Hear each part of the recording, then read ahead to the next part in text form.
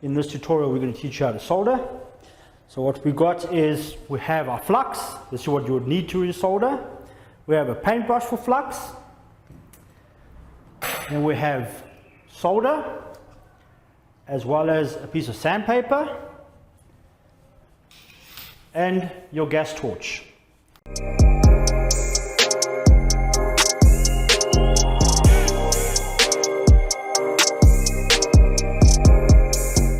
In this tutorial, we're going to teach you how to solder. So what we got is we have our flux. This is what you would need to solder. We have a paintbrush for flux. Then we have solder, as well as a piece of sandpaper and your gas torch. So now that you've got all your tools together, let's dive in and show you how to solder. So first of all, you'll take your paintbrush. Now, first of all, never forget, take your sandpaper, clean your copper pipe joint like this until you have a nice shiny pot. Then what you do is take your flux, your paintbrush, and put your flux around there. Then you would take one of your fittings that you want to use. Let's say for instance you want to solder a socket on there. Then you would put the socket on there, light your gas torch up. Okay.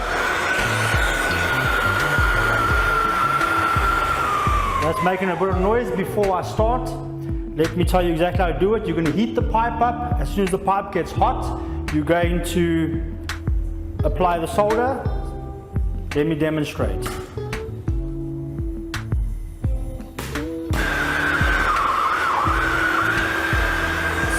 Heat the fitting up. Don't heat the fitting up too much and apply solder.